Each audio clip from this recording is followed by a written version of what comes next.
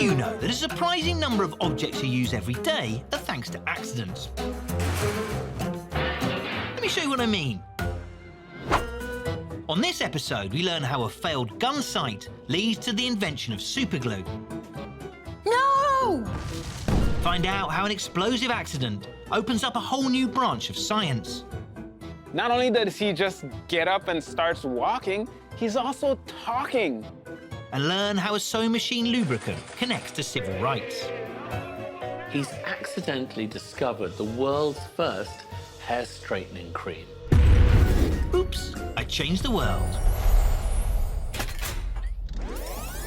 Sit back and get ready, because this is the story of superglue, and it starts with a bang.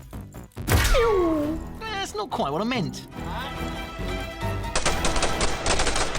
Anyway, not many people know that the discovery of superglue is tied to the rifle. Modern guns have incredible range, but without being able to accurately aim them, the range is pretty much useless. The eyepiece on the top of the gun is crucial and provides some amazing advantages on modern weaponry. There are sniper rifles with telescopic sights that allow you to fire an object miles away. In fact, the record for shooting something completely accurately is 2.2 miles away. I mean, that's amazing. It's the surge to create these telescopic sights that leads to the invention of the sticky stuff, glue. Firearms are first used in 10th century China, when various dynasties are fighting for control. And the weapon that emerges at this time is something called a spear of fire. It's a bamboo shoot into which gunpowder is put, and that allows spears or even bits of pottery shard, kind of 10th century shrapnel, to be fired at the enemy. By the 12th century, this technology has advanced to being a thick bronze pipe, which you can pretty much hold in your hand, and you still put gunpowder in, but now the projectile is a small metal ball. What you have in effect is the first handgun. The ammunition would be loose in the barrel, bouncing off the sides as it's fired. Shooters would struggle to hit water from a pier. You would just fill it with gunpowder, pack some wadding and a ball in the end, and hope for the best. That is, until 1498, when a German armourer invents rifling, which makes the projectile spin as it leaves the barrel, making it much more predictable. For the first time, you really need to aim your weapon. The first gun sight may look primitive to us. It was a little bead on top of the gun that you looked through at your target, but it really was a game changer. For hundreds of years, there's a steady increase in the accuracy of weaponry and the optics that go with them.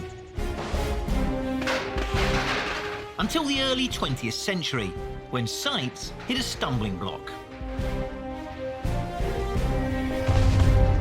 In the lead up to World War II, there's a really crucial need to develop even better gun sights, and especially ones that aren't made out of glass, which keeps shattering. Enter Harry Coover. Harry is working for a company called Kodak. Yes, that Kodak. Back then, Kodak was contracted by the government to do many things for the war effort, including providing spies with these teeny tiny cameras. They would fit in a matchbox. As Kodak were experts in optics for cameras, it kind of makes sense that they would use their expertise to develop new gun sights. Harry is looking for a substance that can replace breakable glass, because if you have a broken sight, it's not a very useful weapon. Harry tries to develop a new type of plastic that's both clear and virtually indestructible. Harry is working in his lab, trying lots of different formulas. Now, Harry stumbles upon this formula called cyanoacrylate, and the difficulty he's having is that it sticks to everything. This new plastic is fine in anything airtight, but as soon as it comes into contact with any moisture, it becomes very sticky. Which is something you don't want out of a gun sight. Now, sticking to everything isn't something they're trying to do, so the project is deemed a failure and the government pulls out. So Harry gets a new job. He's looking for a transparent material to replace the glass in fighter jet canopies. I know, bear with us. We're almost at the invention of superglue. In their search for the right substance, Harry and his team, they're studying various different materials and they're looking at their properties. And to help them do this, they're using a lot of fancy equipment like refractometers. A refractometer is an instrument that allows you to characterize a material based on how light interacts with it. What Harry needs this time is a substance that can withstand the extreme heat and pressure a jet is put under. One day, Harry decides, for whatever reason, to show one of his younger colleagues that cyanoacrylate. If you remember, that's the sticky failed gun sight material. And that colleague is a man named Fred Joyner. Now, we don't have any photographs of Fred, so we're using a picture of Wonder Years star Fred Savage instead. Oh, I love that guy. Harry says, hey, whatever you do, do not put it in the refractometer because it's probably gonna ruin it. What does Fred go and do? Fred, don't do it. He goes, he sticks it in the refractometer, and the prisms inside the machine stick together, wrecking it completely. No! $30,000 worth of equipment in today's money ruined. Damn you, Fred Savage. I mean, Fred Joyner. Man, that must have been a rough day. This accident gets Harry thinking. This material is no good for gun sights, it's no good for cockpits, but it's really, really good at being sticky. He decides to go ahead and start grabbing other things in the lab and sticking those together. And it seems to stick to everything.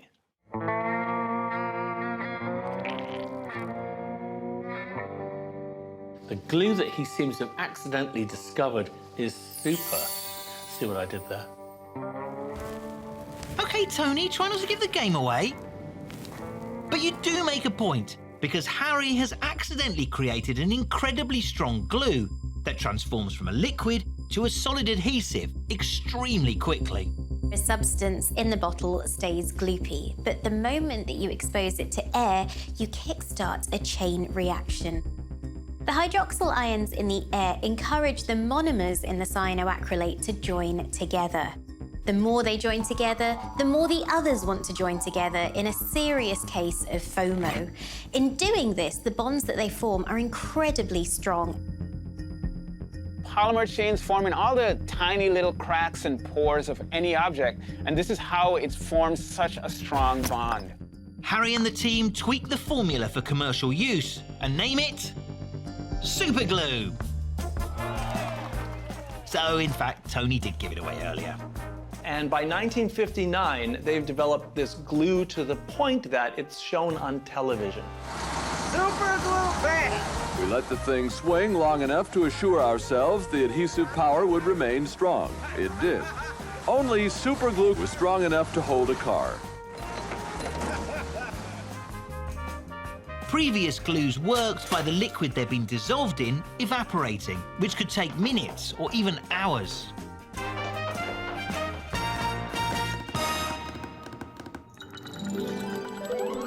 Suddenly here you have this glue. It would set in as little as 45 seconds. So you can just imagine everyone's astonishment at this new superglue. People rush into the shops to get their hands on this new wonder product. Look, just a few drops of Permabond adhesive make a bond strong enough to move a 10-room house that weighs nearly 70 tons. Permabond. No mixing, no clamping, no mess. Use Permabond, the house-holding household adhesive. Superglue became the new must-have, and people went out in their millions and bought it, and of course were able to repair those old broken mugs, broken teapots, and even articles of clothing like shoes. But superglue can repair more than just precious crockery, as Harry Coover's son is about to discover. He's just sitting at home. He's making some kind of model. What happens is he accidentally cuts his finger. And he just happens to have a sample of his dad's superglue just hanging around from the lab. And for whatever reason, he decides to reach for that and seals the cut in seconds. Now, Harry starts to become intrigued by the medical possibilities of this superglue. And it's a good thing he does. By the 1960s, Harry Coover is on TV advertising his superglue, but at the same time, the United States has become drawn into the conflict in Vietnam.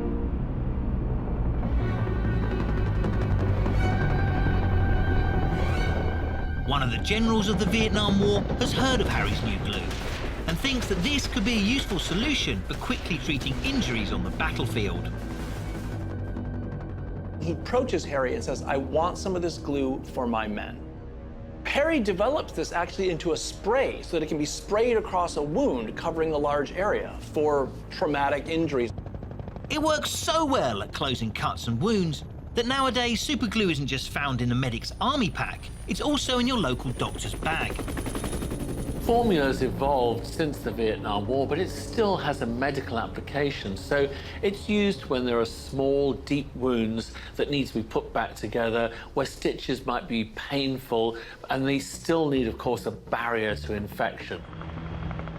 The impact of superglue doesn't end there. As well as sticking together people and plates, the super substance can also help stick together clues to help nab criminals. Thanks to superglue, we're able to pick up old fingerprints that have been left on a crime scene from many years ago. Oils and moisture occur naturally on the skin, so when we touch things, we leave the unique print of the tiny ridges on each of our fingers. These delicate prints can be hard to dust and too fragile to take more than once. That is, before superglue. They flood the chamber with superglue vapor. Now, as this can only react when it's in the presence of moisture, the leftover moisture and oils from the fingerprint react with the superglue. This forms a kind of cast of the fingerprint, which can be lifted away and used for identification. By using superglue, the fingerprint can be made semi-permanent, allowing it to be dusted and lifted many times. Now, this technique can also be used to get fingerprints that would be otherwise really difficult to get, like on uneven surfaces. So, here's to Harry Coover, not only catching criminals, but saving countless lives and mugs around the world. Not bad for a gun sight designer who was well off target.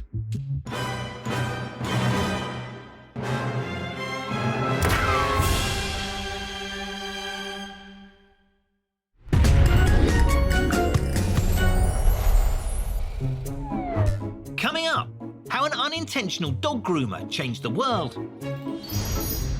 Magically, the dog's hair goes completely straight. So he tries it on himself. Makes sense. And the story behind the planet's poshest drink. Now, at the time, people looked at this as simply badly made wine. But first this. The human brain. The most complex thing in the known universe. Well, some of them.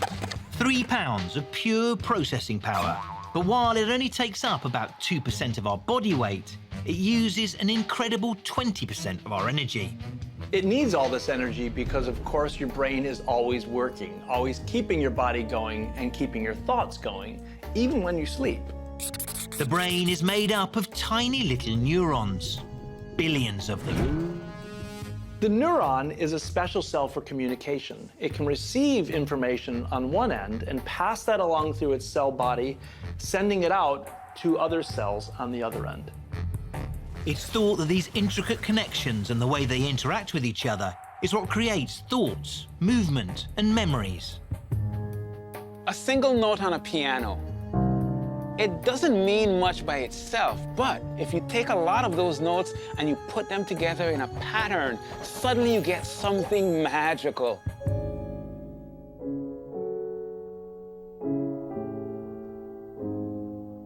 Your brain is kind of like this. By creating a combination of neurons that are triggered, kind of like the notes, we get meaning.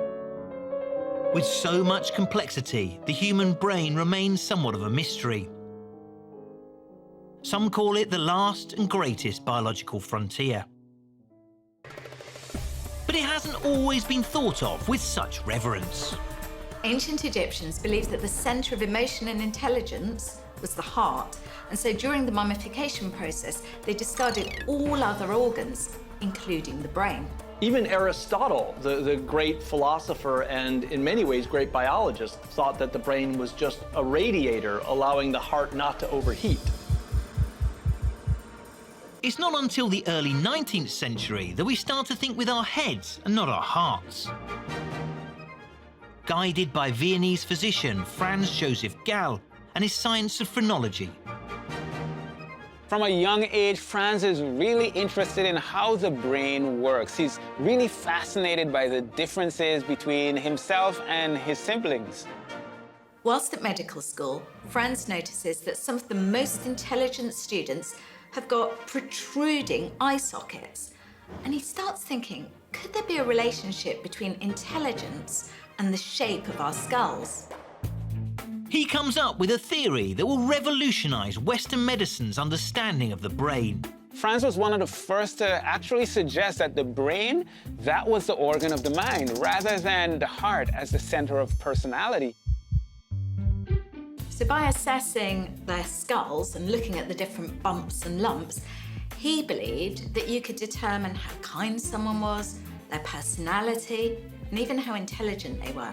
There's a little bit of a bump here. I think my personality is awesome. We now know that the bumps, dents and shape of your skull formed during infancy. And Franz rockets to fame, touring the world with his new theory. Franz then writes books on the science of phrenology, which sells hundreds of thousands of copies. By the 19th century, phrenology is so widespread that getting your head measured is a popular activity. Queen Victoria even had her own children's heads examined. But of course, the way our skulls develop is affected by our hair and our muscles. Phrenology isn't based on any real science. So in reality, it's like checking your horoscope. But then, a humble railroad man called Phineas Gage would reshape the way we thought about thought forever. The fateful day was September 13th, 1848. It was a Wednesday. Phineas sets off for work, blissfully unaware that he's about to go down in history. Phineas Gage is working on building a railroad near Cavendish, Vermont, and is in charge of a team of people who are blasting through the rock just to build this rail network.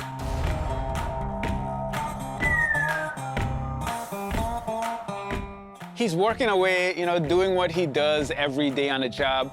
He places a dynamite in a hole in a rock, fills the hole with clay,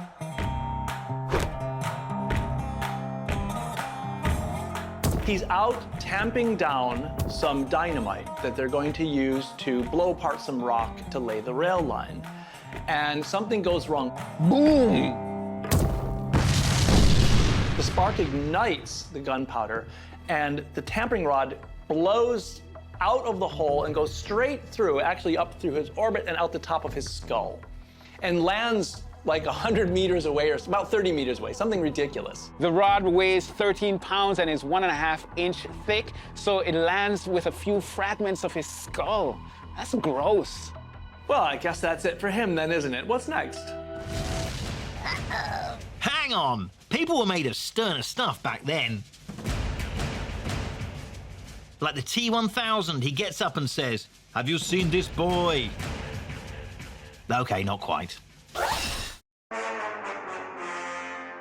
He gets up and walks over to an ox cart and says, "Take me into town." His colleagues, man, they are shocked. They've never seen anything like it before. Not only does he just get up and starts walking, he's also talking. He gets himself home, but he does see the doctor, tells him what happens, and the doctor doesn't believe him.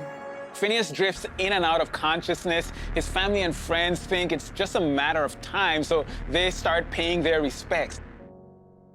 They even have his clothes and coffin ready for him, but miraculously, he pulls through. Phineas Gage appears to have come away with a hole in his head, but otherwise fine. Or is he? He can walk, he can talk, he can do everything that he used to be able to. But something's radically different. Before the accident, he was very energetic. He was a motivated person and also very friendly. But after the accident, he becomes an aggressive alcoholic who is unable to hold down a job. His personality is so changed that many of his friends describe him as being a completely different person. This drastic change in personality excites every doctor and neuroscientist who hears about his story.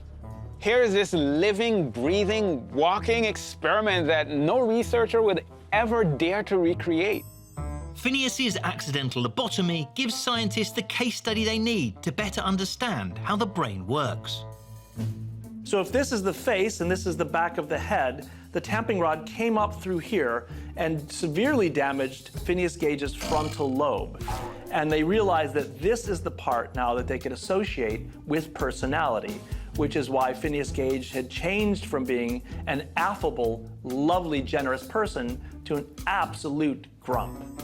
This part of the brain is particularly big in humans, suggesting that it's important to what makes us, us.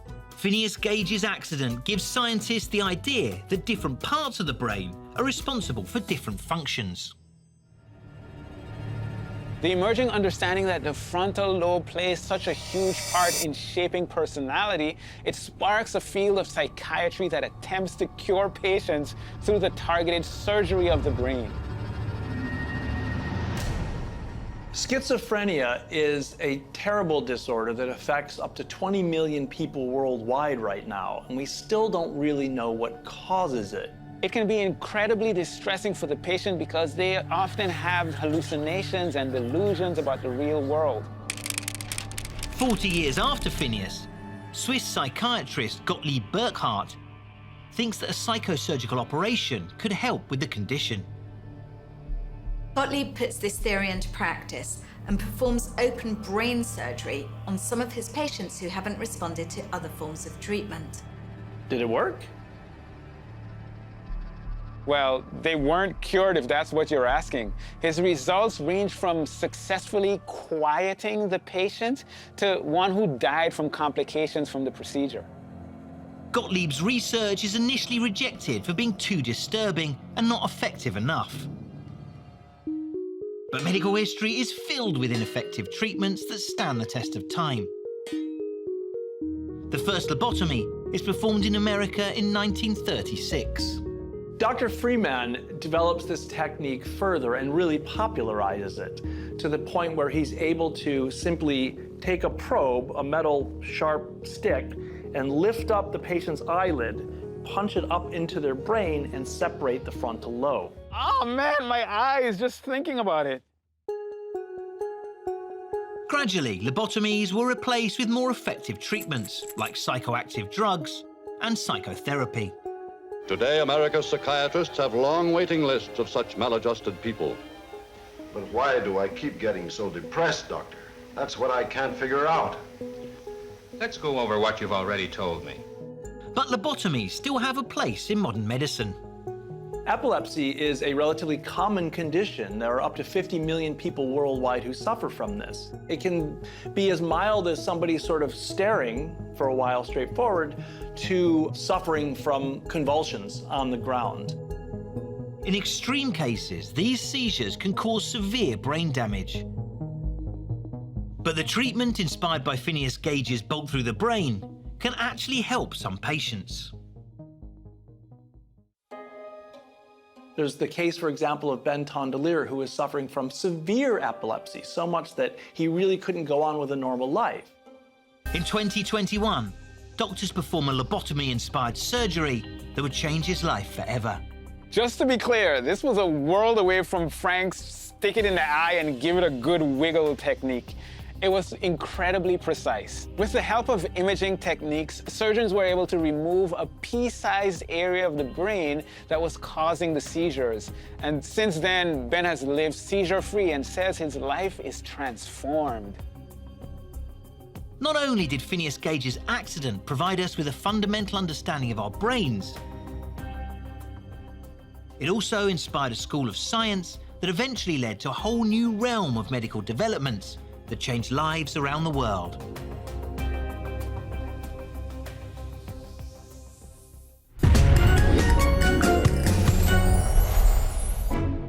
Coming up, Super Monk versus the Devil's Wine. Bottles start to explode everywhere. But first this. Hair. We've all got it on our heads. Well, most of us. And unless you're Chewbacca, chances are you style it and try to keep up with the latest trends. Guess my personal hate is mullets from the 80s, early 90s. They're kind of like decked up here, down over the ears, and then down the back. I mean, just horrible. But hair is more than just bowl cuts and bangs, low fades and afros. Hair has always been really important in cultures all around the world. In Africa, it was a kind of marker of family status, social status, marital status, what tribe you're in, and so on. The Himba tribe in Namibia has a particular hairstyle that denotes someone's availability. Young teenage girls will wear their hair in short braids that cover their face. But once they're ready to marry, they would sweep this back, showing their faces. Men, on the other hand, have a single braid to show they're available.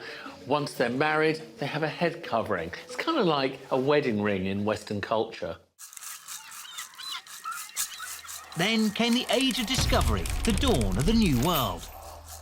If we transport ourselves back to the 1700s in America and we go to the huge plantations, the owners there are living in massive luxury. They're wearing fine silk, they're eating splendid meals with silver cutlery and beautifully ornately carved furniture.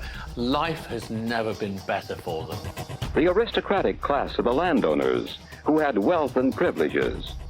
And what makes this possible is the fact that there are ships that are going to Africa and kidnapping people into slavery, brutalizing them, bringing them back to America where they work for free for their entire lives, and they don't have what they had at home. The African people at home had a way of living. They had a way of taking care of themselves. But when they come to America, all of that is taken away from them. And in particular, black hair care is not looked after the way it was back home. In fact, when they're sold into slavery, they're made to shave their heads in a humiliating way. The laboring class of the slaves, who had little wealth and few privileges. As a growing number of slaves were able to earn their freedom, they began to dress as they wanted to and to style their hair as they wished. This created a kind of panic among the elite in Louisiana who were fearful that white men and black women would marry and raise families. So they wanted to ensure that the separation, the racial separation, continued. The governor of Louisiana passes a law that requires black women, whether they're enslaved or free, to cover up their hair to indicate that they belong to the lower class. But guess who got the last laugh? Black women know how to do style. So when they had to cover their hair, they used these elaborate cloths. Some of them put jewels on them, and they made themselves look good even while wearing these hairdresses. Fast forward to 1877, where we meet a trailblazing, life-changing inventor, Garrett Morgan.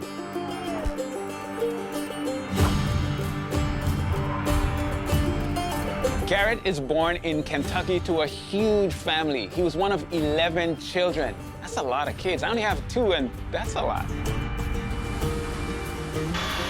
This guy, he's smart. He's an inventor, and he's an entrepreneur. His mother has a mixed heritage. His father is a recently freed slave, and that background is going to play a huge role in his life. After leaving elementary school, Garrett moves to Cleveland and lands a job as a sewing machine mechanic. Cleveland is one of the country's leading hubs for producing clothes. The city is full of sewing factories, and around this time, 1 in 7 people who lived in Cleveland worked in the garment industry. He lands a job fixing sewing machines in the garment district and travels from place to place, fixing all kinds of problems, learning a huge amount about the machinery in the process. He comes up with an idea that will improve the sewing machines, he patents it, and then he quits. He sets up his own business. This is the beginning of his financial freedom, and this is what would allow him to start a life as an inventor. His wife Mary has tailoring experience, so they decide to open a shop that basically does kind of sewing machine repair and tailoring. Now, he's repairing a sewing machine one day that he notices the problem is that it's scorching woolen fabric. As the sewing machine is being used, the needle is moving in and out of the material incredibly quickly. This high speed generates a lot of friction, which in turn generates a huge amount of heat, so much so that the material can actually become scorched. Morgan does what any good inventor would do and chucks some chemicals together to create a lubricant. He puts it on, wipes his hands on a piece of cloth, and walks away. When Garrett returns to his work table, he noticed the fabric that he wiped his hands on is now different. It's made from curly animal hair, except now the curls are all gone. It's like smooth and straight. Intrigued, Garrett experiments on the nearest unsuspecting test subject. Now, Garrett's neighbor just happens to have a dog that has curly hair. Guess what he did next? Magically, the dog's hair goes completely straight. So he tries it on himself. Makes sense. And it works. He's accidentally discovered the world's first hair straightening cream. Garrett's chemical mixture remains a secret, but modern hair straightening cream or relaxer works the same way. Here's Suze to explain how. Hair is made of a protein called keratin, and keratin has lots of sulfur on the outside of it. If the hair grows out of a round follicle, that keratin doesn't really have a chance to come into contact with any of the rest of the strand of hair, and that's why it stays straight.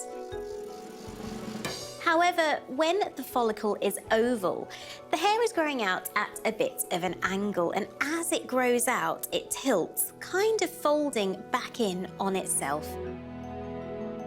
That actually turn the hair from being straight into being much, much curlier. Garrett's invention works by breaking down the disulfide bond that's created in the keratin. As you break those bonds down, the hair becomes straight. Thanks, Suze. Garrett's hair straightening cream arrived at a time where racist notions of what made good hair were evolving. With slavery only just being abolished in 1865, Black people were finally free to start working their way up from the bottom of American society. But they faced a lot of racism. There was an expectation in the workplace that hair would be tidy, and that meant sleek and straight, which is not what African hair is like. Basically, natural African hair was a huge disadvantage and could be the difference between getting a job and not getting one. Garrett's hair cream provided a solution for many African Americans. All of a sudden, here's this wonder product that is so easy to use, and it keeps your hair straight for days. Garrett's success gave him the freedom to continue inventing. And he puts his mind to saving lives. First, he comes up with an emergency safety hood for use in fires. It encompasses the head, but has tubes that run to the floor.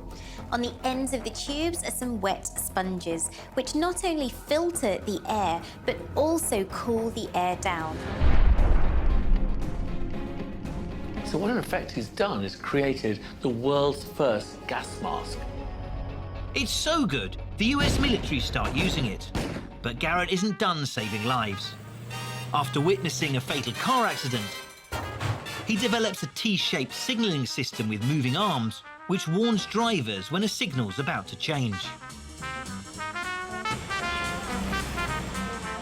This was a much-needed life-saving tool because America really was going through a car boom. In 1909, there were 200,000 motorized cars in the United States. 7 years later, in 1916, there were more than 2 million.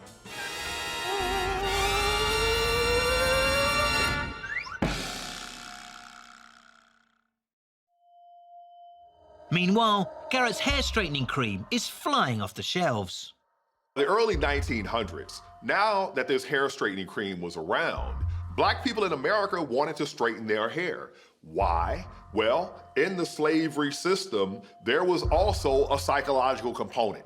And one element of that was hate yourself and worship the people who have enslaved you. And what characterized them more than anything was skin color and hair texture. So Black people in America wanted to lighten their skin and straighten their hair. Many felt the social pressures to just fit in with mainstream white society, so they would adjust their hair to fit in. Then came the civil rights movement. The 1960s sees the civil rights movement take off with Martin Luther King and Malcolm X, but also female figures like Angela Davis and, of course, the Black Panthers. And there is a much more strident tone with Black people saying, you know what, this is our hair, this is our identity, you can get lost. And so what do you see in the 60s? You see big Angela Davis afros, and you see people standing up for their kinky hair. Men and women. Malcolm X went from having a perm, straightened hair, to having nappy hair like me. Some people still call straight hair good hair because it looks like white hair. These days, many young Black men find the whole process demeaning. It's going out of fashion, even in the ghetto. It takes pain to become like a white man, and more pain when you know you can't make it. Black people start to rebel and reclaim their natural hair as an identity. They start embracing it as a symbol of freedom and empowerment. Through the decades, there have been shifts towards and away from hair relaxers like Garrett Morgan first invented. I also straightened my hair when I was a kid in the 70s. You did it in the family.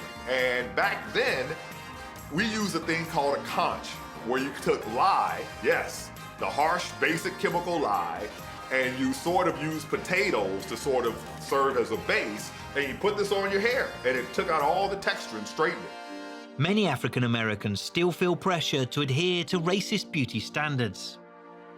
In a survey that was done in 2019, 50% of Black women said that they knew someone who had been sent home from work because of their hairstyle. Until 2016, a Google image search for the term unprofessional hairstyles yielded only pictures of Black women with natural hair or wearing braids or twists. The battle for equality continues, and slowly, positive changes are happening. In recent years, many states across the USA have started to ban any policies in the workplace that discriminate people from wearing their hair, showcasing their heritage and their natural style. Creating a better working environment for everyone. Research shows that companies which have diversity in their teams significantly outperform their rivals. Garrett's accidental hair straightening cream played a part in giving Black people the opportunity to get a job, empowering them to fight for freedom. It's not just hair, it's tied up in identity, race, discrimination, emotion. I mean, there's so much more to it than a few kinks or curls.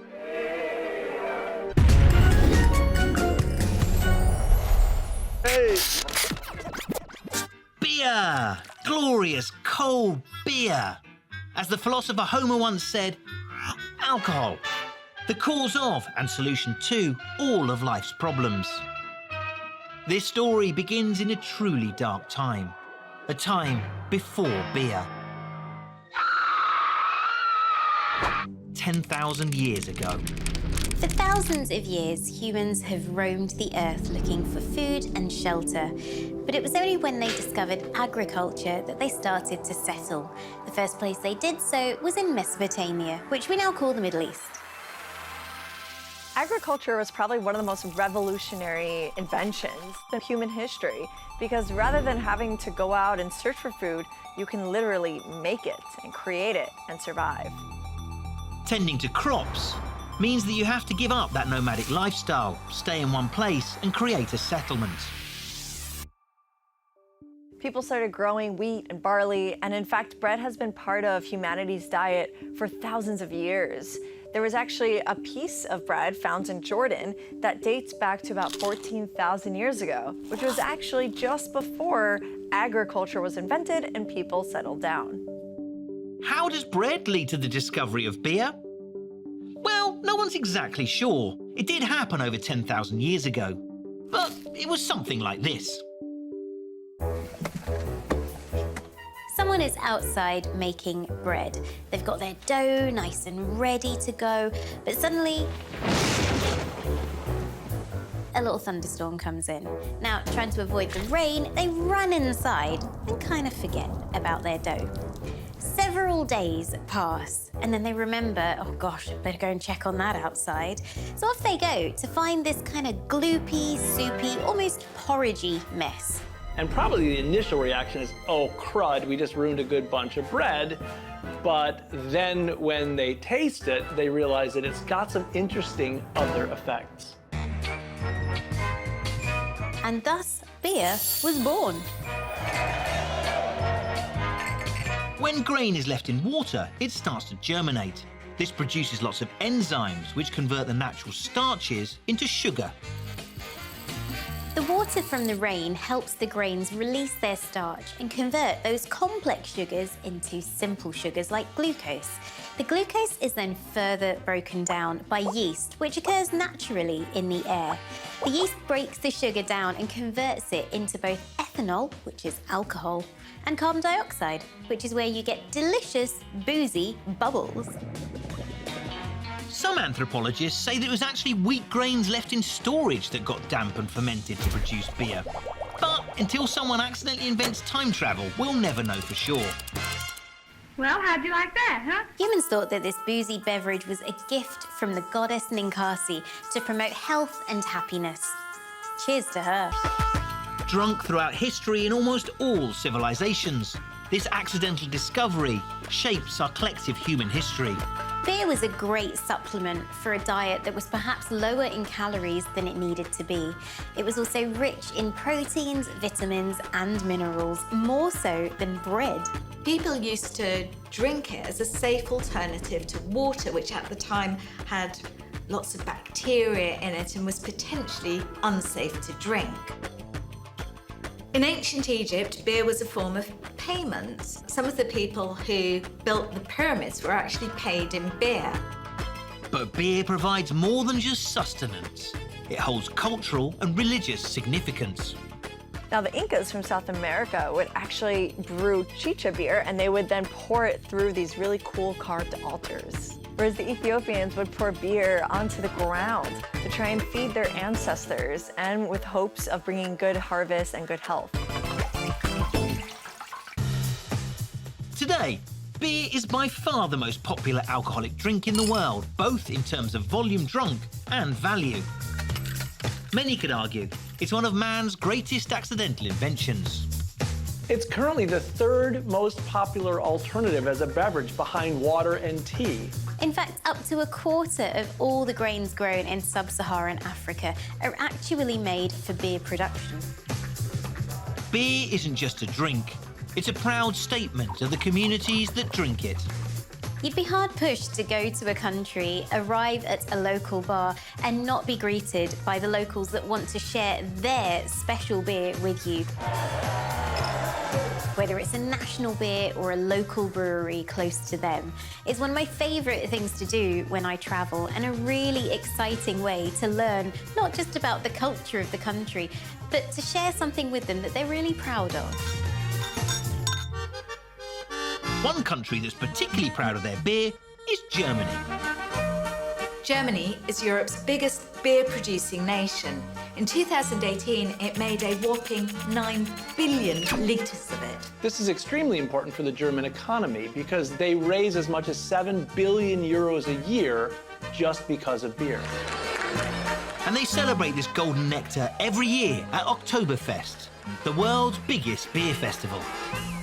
Oktoberfest has been running for 200 years, and each year over 6 million people flock to it from across the world. While we're in Europe and on the subject of alcohol, we may as well talk about another drink that came to us by accident. First of all, let's change the music. Skip across the borders to France and head northeast to a small remote village called Champagne.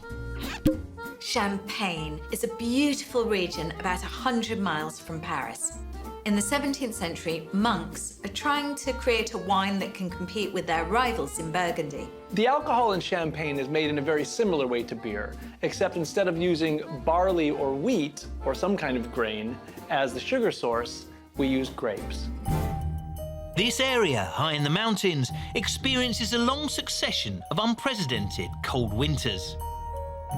The big freeze spells big trouble for the region's wine, as it's left to ferment over winter. Fermentation stops as the temperature drops. When spring comes around again, the yeast start to wake up in the slightly warmer temperatures, and the whole wine goes through a second fermentation. It's in this second fermentation that carbon dioxide is produced. The wine is now filled with little bubbles of carbon dioxide, which is how we get the bubbles in champagne. Now, at the time, people looked at this as simply badly made wine. The Champagne vineyards are left with batches of bubbly booze to try and sell. It could prove their ruin. And that's not the only thing. As the carbon dioxide builds up in the bottle, so does the pressure. Bottles start to explode everywhere. In fact, it's such a risky business being involved in any of this wine that they call it le vin du diable, the wine of the devil. Think about if you've ever had a can of soda and you shake it and you go to open it, it explodes. These bubbles are basically air pockets, and they're getting pushed up against each other. It's causing an outward pressure, and it wants to just escape. But if your bottle is not strong enough and not sealed tightly, not thick enough glass, it can be enough pressure to explode. The Catholic Church wants to put a stop to this exploding devil wine as soon as possible. They need a super monk, and find one in Dom Pierre Perignon. He tries to stop this second fermentation so that the wine tastes good and also so that the bottles stop exploding. But he doesn't get very far. And this peculiar fizzy wine begins getting drunk by some people in very high places. The royal court of Versailles starts serving the sparkling wine during official dinners at the royal palace. And whatever the royalty does, the rest follow. Demand for an even bubblier wine emerges, and so Dom Perignon gets to work. Slowly.